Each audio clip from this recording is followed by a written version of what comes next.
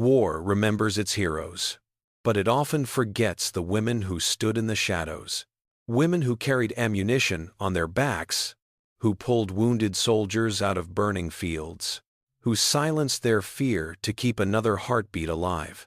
And when peace finally returned, the world expected them to step back into quiet domestic lives, as if the war had never touched them.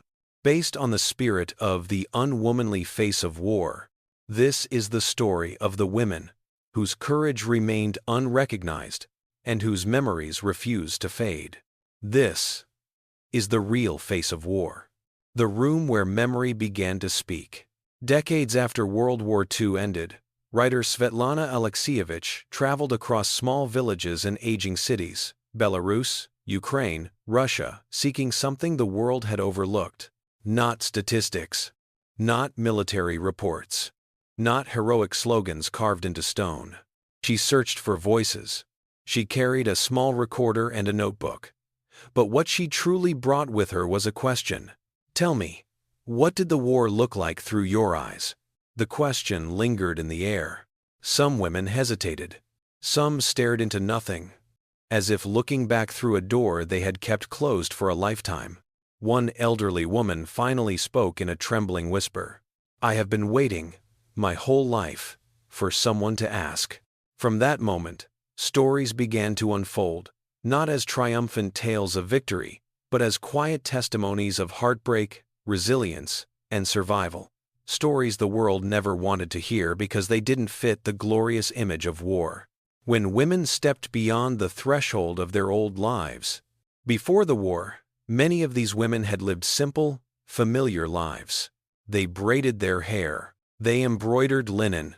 They helped in the fields. They dreamed of marriages, families, and peaceful futures.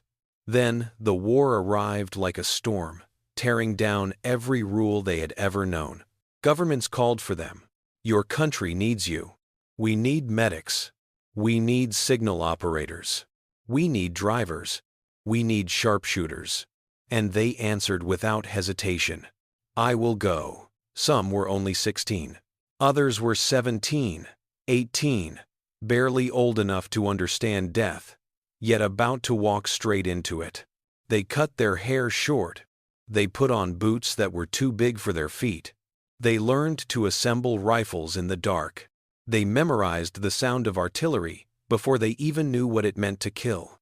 In archival-style imagery, we imagine their young faces determined, frightened, hopeful, stepping into uniforms that weighed more than they realized. No one told them they would have to become someone else to survive. A former artillery assistant once said, "On the first day, I cried when I saw the enemy fall. By the third day, I no longer cried."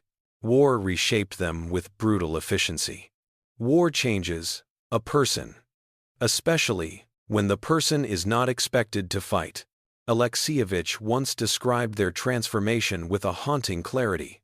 They went to war as girls. They returned as someone entirely different. The war showed them everything society had spent centuries protecting them from. They saw the ground tremble from explosions. They saw bodies torn apart by shells. They carried wounded soldiers, whose blood soaked through their uniforms. They learned how to fight sleep, hunger, fear, and the painful truth that every hour on the battlefield could be their last. They also learned how quickly innocence can vanish. A former sniper confessed, "I had taken many lives. When peace came, I only wanted to see a flower." Another woman, who drove military trucks through burning forests, shared, "My hands were trained to hold weapons, to lift crates of ammunition. When I returned home, my mother tried to teach me to sew. I had forgotten how to hold a needle." The war carved shadows into them that no sunlight could undo. Peace arrived, but brought a different kind of battle. When victory was declared, the world erupted in celebration. People danced in the streets. Strangers embraced. Flags waved like breaths of relief. The female veterans cried with them. They believed the pain was finally behind them, that the world they had helped save would now welcome them home. They were wrong. Their first enemy in peacetime was silence. The second was prejudice. Communities looked at them with suspicion. You fought alongside men? You lived with soldiers for years? You can't possibly be proper after all that. One communications operator recalled. They whispered that I wasn't decent anymore. I had risked my life for them. Yet they refused to see me as a woman worth respecting. Some were denied jobs. Some were told to hide their medals because a woman should be humble. Some struggled to marry because potential husbands feared their combat past.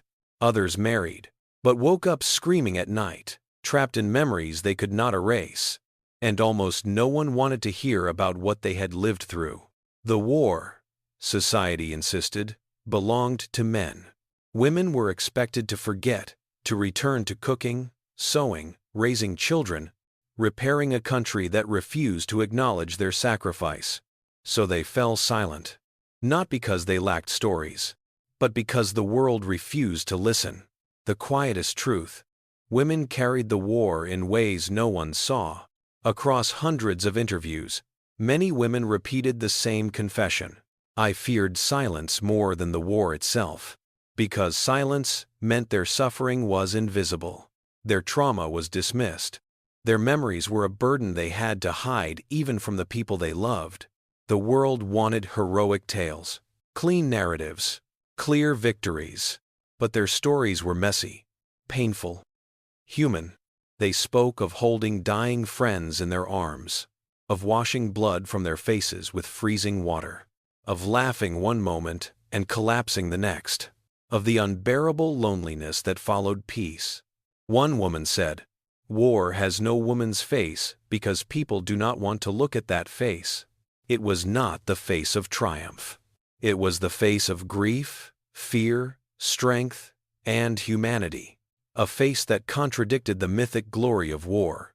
Many of these women lived quietly for the rest of their lives, their hair turning white, their medals hidden in drawers, their memories flickering, like old film reels only they could see. They were survivors, but they lived in a world that preferred to pretend they had never existed. The door opens wider. As one interview ended, Alexievich would often thank them gently. "You have told me something no one else has heard," she would say, and the women would nod, relieved, as if a weight they had carried for half a century had finally shifted. Part 1 closes on a simple truth: the war ended. But for these women, the memories never did. The wounds no one could see. When the guns fell silent in 1945, most people believed the worst was over. Cities could be rebuilt. Roads could be repaired. Graves could be tended. But inside the women who had fought, something far more difficult remained. The war had not ended. They carried it inside their bodies, inside their sleep, inside the softest moments of their lives. One former nurse explained it in a single, haunting sentence: peace was loud. She meant that ordinary sounds, children laughing, doors closing, the hum of a kettle, felt unnatural, almost intrusive. After years of explosions, silence was no longer calming, it was threatening. Silence meant something terrible might be coming. Another woman described how she would wake up drenched in sweat, gripping the blanket as if it were the strap of her medical bag. "I was always running," she said. "Even in my dreams, I was running to someone who needed me." Many women had no vocabulary for what they were experiencing. No one around them understood. And society had no interest in listening. So the pain settled into their lives like a second skin. Nightmares that followed them for decades. For many of these women, the nights were the hardest. They slept with the windows open so they could breathe. They kept a lamp on because complete darkness reminded them of enemy raids. Some slept on the floor because beds felt too soft, too unfamiliar, too far from the cold ground where they had spent nights hiding from artillery fire. A former combat medic shared a memory that never stopped haunting her. She once carried a soldier whose lung had collapsed, whispering to him that everything would be all right. He died in her arms moments later. For the next 40 years, she dreamed of that moment again and again. He asked for his mother, she said. I told him she would find him. But I lied. Because I didn't know where she was. Every time she closed her eyes, she relived the lie. She relived the helplessness. She relived the loss. Another woman described seeing faces. Faces of friends. Faces of strangers. Faces of the fallen. Floating in the edges of her sleep. She said, "The dead followed me more faithfully than the living." Even after the war, the battlefields remained etched into their dreams. The quiet panic that no one understood. Post-traumatic stress had no name for them.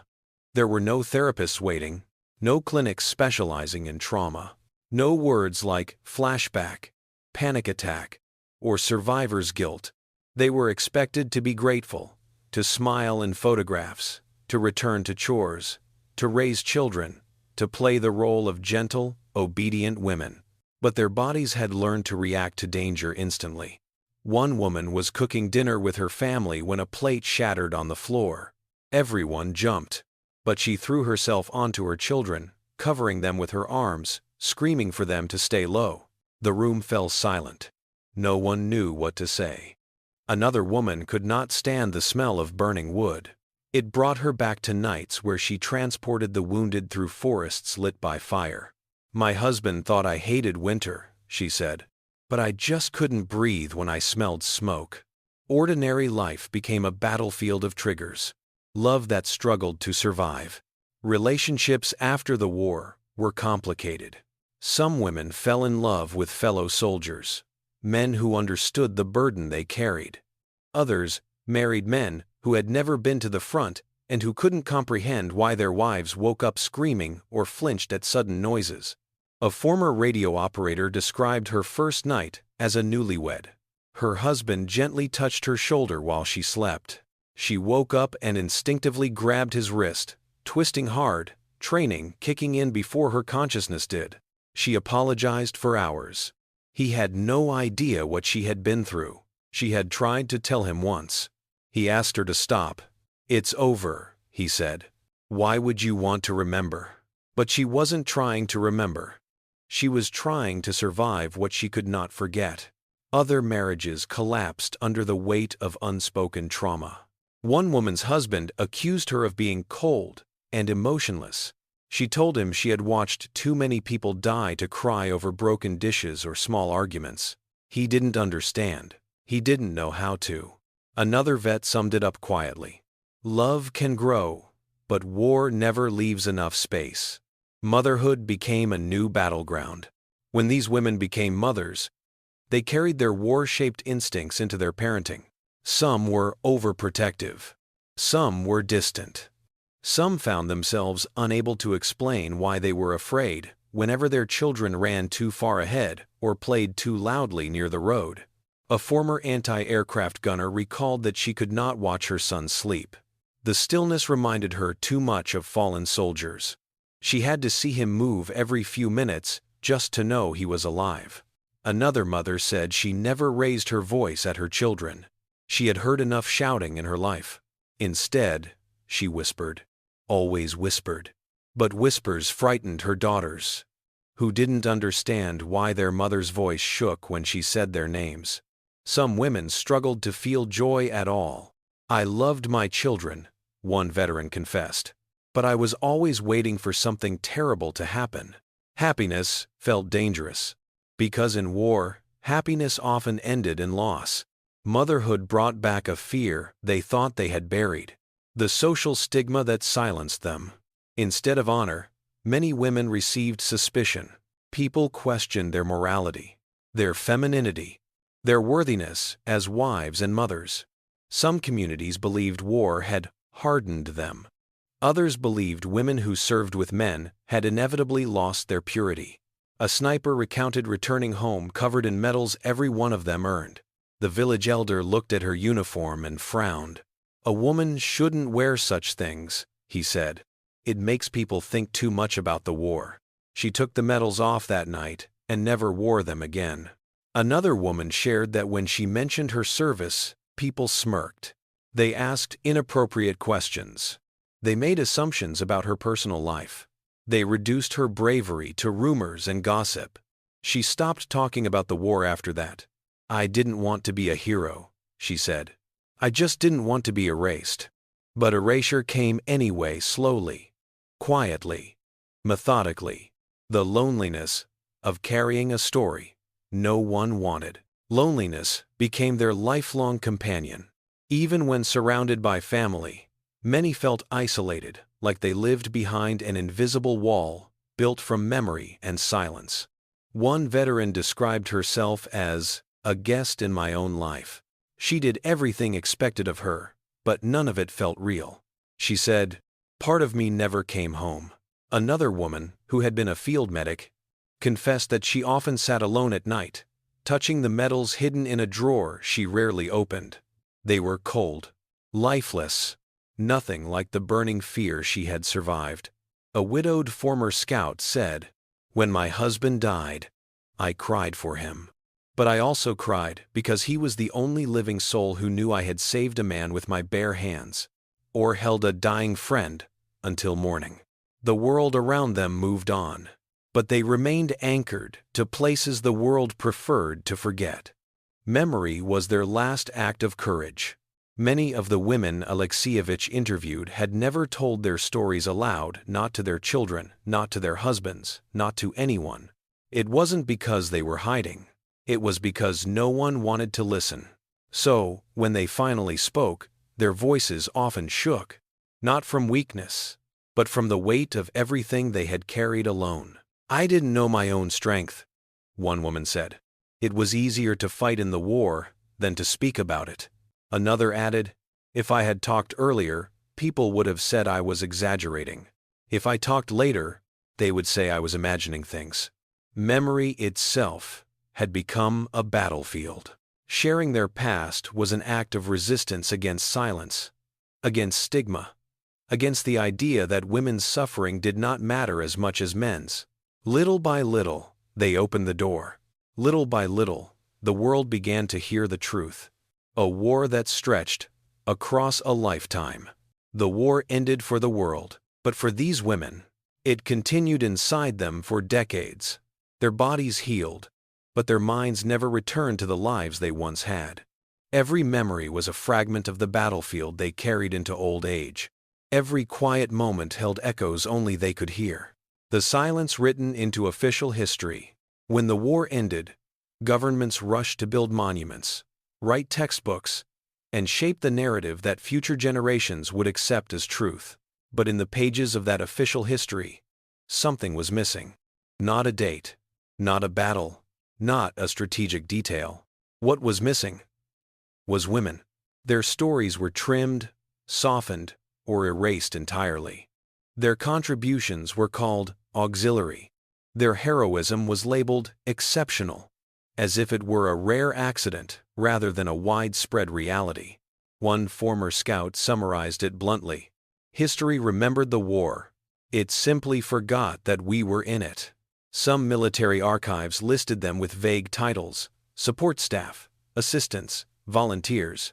But these were women who had fought hand to hand, who had carried rifles and bandaged wounds with frozen fingers, who had crawled through minefields to pull the wounded to safety. One woman, who had driven armored vehicles in the final months of the war, laughed bitterly when she saw an old documentary. "They showed the tanks," she said. "They didn't show the girl who drove one." History, as taught in schools and celebrated in parades, wanted clean lines and clear heroes. Women bleeding, grieving, terrified, resilient, complicated the picture. So the world simplified it, and in simplifying it, the world erased them. How propaganda reframed their service. During wartime, propaganda posters had shown women smiling in uniforms, rolling bandages, waving flags, urging others to serve. But after the war, the same posters vanished, replaced by images of women in kitchens, nurseries, and sewing rooms. The message was unmistakable. Your duty is done. Now return to your place. Governments needed stability. They needed traditional roles restored. They needed society to look normal again. A female sniper recalled being invited to a victory celebration. She arrived in uniform, medals polished, expecting recognition. Instead, an official told her, "You should have worn a dress. People don't want to see women in military clothes anymore." Years of sacrifice, reduced to a fashion critique. Another woman told Alexievich about a newspaper that interviewed her platoon after the war. She was the first to speak, describing the battle where she lost 2 friends. When the article was published, her name was missing. Only the male soldiers' stories remained. Her experience was edited out like she had never been there. Propaganda during the war had used women to inspire. Propaganda after the war used silence to contain them. The weight of being too brave. Some women discovered a strange, painful truth. They had been too brave for society to accept. A female bomber pilot explained it this way: "People admired courage in men, but in women, they feared it." Her plane had been shot down twice. She survived both times, limping away from wreckage surrounded by flames. But years later, when she applied for a teaching job, the principal hesitated. "You seem intense," he said. "Children might find you frightening." She walked home that day in silence, medals clinking under her coat. Another woman, a former machine gunner, said men looked at her with a kind of unease. They wanted wives who were gentle, not wives who had aimed a gun. She did not blame them. She blamed the world that told men what women should be. Bravery, once celebrated, became a secret she carried like a forbidden weapon. Friendships formed in fire, lost in peace. During the war, women survived because they had each other. They shared boots, rations, blankets, and sometimes a single bar of soap among 5 people. They washed each other's hair in icy water. They held hands during bombardments. They whispered stories to keep from crying. Their bond was not sentimental. It was survival. But after the war, they scattered across vast countries: Siberian farming villages, Ukrainian towns, small apartments in Moscow or Minsk. Letters faded. Addresses changed. Governments discouraged gatherings that might rehash trauma. One former medic said, "We were closer than sisters, but peace separated us more effectively than the war ever could." Another woman traveled hundreds of kilometers to find the girl who had once saved her from hypothermia. When she arrived, she learned the woman had passed away 5 years earlier. She sat by the grave for hours. "She kept me alive," she whispered. "I am late to return the favor." Their friendships were forged in fire, yet dissolved in the cold distance of peacetime. The burden of testimony. As time passed, society began romanticizing the war. Movies turned battlefields into dramatic set pieces. Memoirs from male veterans lightened some horrors and highlighted victories. Textbooks spoke of strategy, politics, and heroism. But the women who had lived through the same war felt like they were watching a story they didn't recognize. One woman said, "When I saw war in the movies, I wondered if they had fought in the same world as I did." Their memories were not cinematic. They were raw. They remembered the smell of damp uniforms, the ache in their knees from hours of crawling, the sound of a friend's last breath, the sight of a man trying to hold his own wound closed. And yet, when asked to speak about the war, some were told, "Be concise. Don't go into disturbing details. No need to mention the unpleasant parts." One woman looked at the interviewer and replied, "War is entirely unpleasant. If you remove its cruelty, you remove its truth." But truth was not always welcome. Truth was messy. Truth broke myths, and myths were easier to teach. Daughters who did not know their mothers' faces. Perhaps one of the most painful consequences of historical erasure was the distance it created within families. Many women never told their children what they had seen. They feared judgment. They feared misunderstanding. They feared reliving the memories themselves. A daughter once told a filmmaker, "I always thought my mother was cold, until I learned she used to carry dying soldiers on her back." Another family discovered their grandmother had been a decorated combat engineer, only after her death.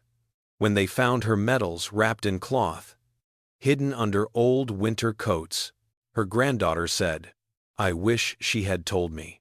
She lived through hell, and we never knew." Some children grew up believing their mothers were fragile, overly cautious, or overly strict, never realizing these traits were shaped by trauma, not by personality. A former frontline nurse summarized it painfully. "My daughter learned arithmetic from me, but she never learned who I was." To protect their families from their memories, many women unintentionally built a wall between themselves and the people they loved most. The pressure to forget. The emotional burden these women carried was often intensified by a cruel social expectation: to forget. Neighbors told them to move on. Husbands urged them to be normal. Even doctors encouraged silence, saying, "Talking about the war will only reopen wounds." But forgetting wasn't healing. It was erasure, disguised as advice. One woman said she tried to forget for years. She didn't keep photos. She didn't attend reunions. She didn't speak about the war, even when asked. But one afternoon, she heard children playing war outside, shouting, laughing, pretending to shoot at imaginary enemies. She opened her window and yelled, "Don't play with death." The children stared at her, confused. She closed the window, trembling. "I didn't forget," she whispered. "I just stopped telling the truth." Another woman said, "People think silence is peace, but silence is only another kind of suffering." When history finally knocked on their doors, decades later, when Alexievich visited them, many were already old, hair white, hands trembling, voices fragile. But their memories remained sharp. For some, this was the first time anyone had knocked on their door and asked, "What happened to you?" Not the army, not the government, not historians, not journalists, but a woman, one who genuinely wanted to hear their truth. One veteran told her, "I was afraid to speak. Then I realized, if I stay silent, the war wins again." Another said, "You came too late. But I am glad you came at all." They opened old trunks and boxes, showing uniforms that still smelled faintly of gunpowder. They unfolded letters stained with rain and tears. They lifted medals they had not touched in 40 years. For the first time in a lifetime, they were seen not as myths or symbols or footnotes, but as human beings. And as they spoke, their stories rewrote history. Not officially, not in textbooks, but in truth, memory as rebellion. To speak is to resist erasure. To remember is to reclaim existence. These women had fought 2 wars. One against an invading enemy, another against silence, stigma, and forgetting. The first war ended with peace. The second war lasted their entire lives. But through their testimonies, the world finally began to hear the truth that had been buried under decades of quiet. Women were not bystanders. They were not footnotes. They were not symbols. They were soldiers. They were witnesses. They were the keepers of memories no one else wanted to face. Women who outlived the war, but not the memories. By the time these women reached old age, the world had changed beyond recognition. Wars had new names, new borders, new enemies, new technologies, but inside them, the same battlefield remained intact, frozen in the moment they left it. A former frontline medic, almost 90, described her life as a long walk away from the war. But the war followed me the entire distance. Her hands shook when she spoke, but her voice stayed firm. She remembered the weight of bandages more clearly than the birthdays of her grandchildren. She remembered faces she hadn't seen in 70 years more vividly than the faces at her nursing home. She said she lived 2 parallel lives, the one the world saw and the one she carried alone. For many women, the war didn't stay in the past. It lived in the quiet moments of their present, in the way they paused before crossing a street, in the way they scanned a room instinctively, in the way they slept lightly, as if danger could enter at any time. They had survived, yes, but survival meant carrying something they could never set down. The world that moved on without them. As decades passed, the war turned into a subject for documentaries, textbooks, films, and commemorations. But the women noticed something strange. People talked about the war, without talking about them. One woman joked, half bitter, half amused.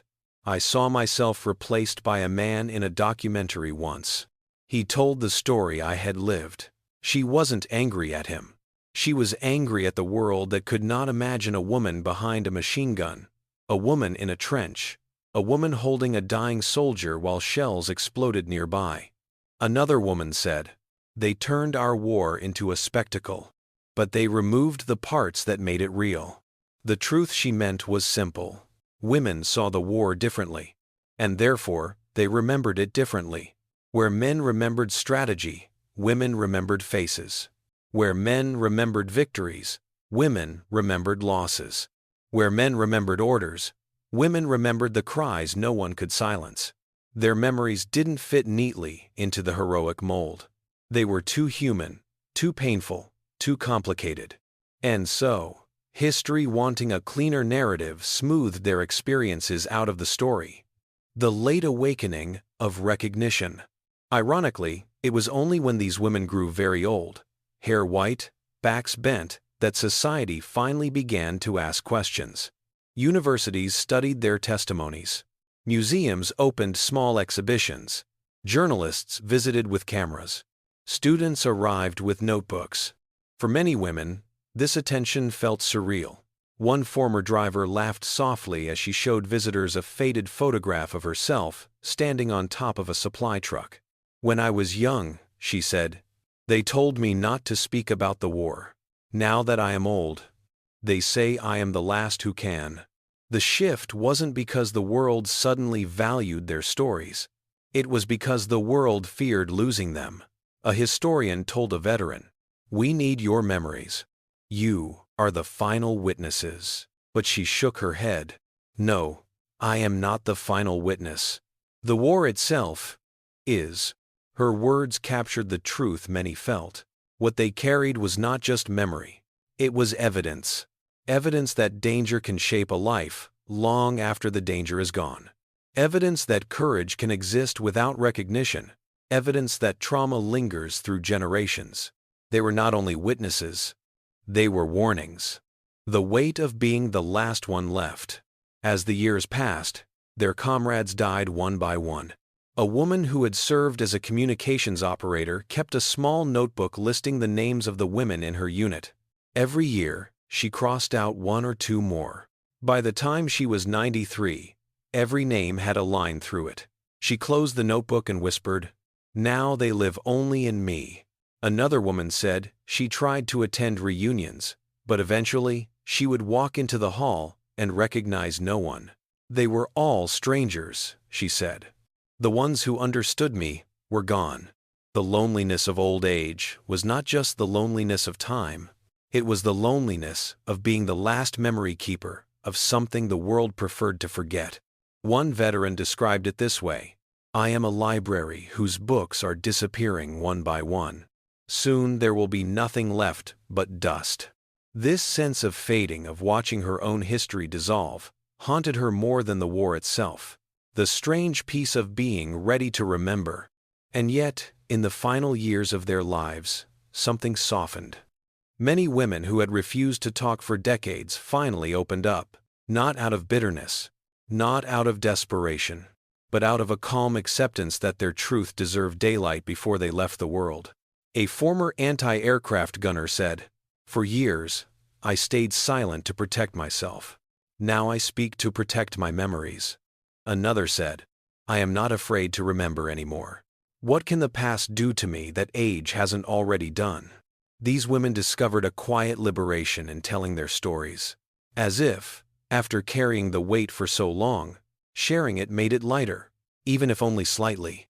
A woman recounted that after speaking about the war for the first time in 50 years, she slept through the night without waking up. She said, It felt like I finally laid someone to rest. Maybe it was myself. The past did not vanish when they spoke, but it changed shape, from burden to legacy. The memories they chose to keep. When asked about the war, many women did not focus on battles, strategies, or dates. They remembered small, human moments. A friend cutting their hair with a pocket knife, sharing a single apple among 6 hungry soldiers, laughing during a rainstorm because laughter was the only way not to cry, holding a comrade's hand through the night, knowing she might not live until morning, singing softly so others could sleep. These details were not found in official archives, but they were the essence of truth, the emotional DNA of the war. One woman said, "People think war is made of bullets and fire, but war is made of people. People who are scared, people who are brave, people who want to live." The memories they chose to keep were not the memories of violence. They were the memories of humanity. Because, even in war, humanity survived. And carrying that humanity into a world that tried to erase them was its own kind of heroism. Their final reflections on war. In their final years, many women formed a clearer picture of what the war had truly meant to them. It had stolen their youth. It had shaped their adulthood. It had haunted their old age. And it had given them a strange, fierce pride. Not pride in victory, not pride in medals, but pride in survival. A former scout said, "I did not become the woman I hoped to be, but I became the woman the war demanded." Another woman, frail and whispering from her hospital bed, said, "I lived through 2 wars. One outside, one inside. The one inside lasted longer." And perhaps the most heartbreaking reflection came from an elderly nurse. "If I could take back the war, I would, but if I could take back helping those boys, I would not." In those final words, her entire life gently unfolded. Regret intertwined with duty. Pain tangled with compassion. This was the truth at the core of their experience. War had broken them, but it had also revealed who they were, what they left behind. When these women passed away, many left behind more than families or belongings. They left behind boxes of letters, uniforms folded with care, medals wrapped in cloth, diaries written in pencil, photographs fading at the edges, memories etched into recordings and interviews. But the most important thing they left was this: evidence that women have always been part of history, even when history refused to see them. Their stories reshaped the public understanding of war. They challenged the simplistic narratives. They confronted the myths. They insisted on the truth. And in doing so, they carved their place in a history that had once tried to erase them. They became the voices the future needed. Voices that warned. Voices that remembered. Voices that endured. The face of war at last. The story ends where it began, with women who had no statues, no parades, no grand monuments, only memories. But those memories, raw, human, undeniable, did something extraordinary. They revealed a face of war the world had never seen. Not a heroic face, not a triumphant face, but a real one. A face lined with scars. A face marked by grief. A face shaped by courage. A face that refused to disappear. These women were not symbols. They were not myths. They were not footnotes. They were the living truth. And in their final years, they finally spoke that truth aloud, so that the world, at long last, could see. War does not have a woman's face, but it has women's stories. And those stories deserve to live.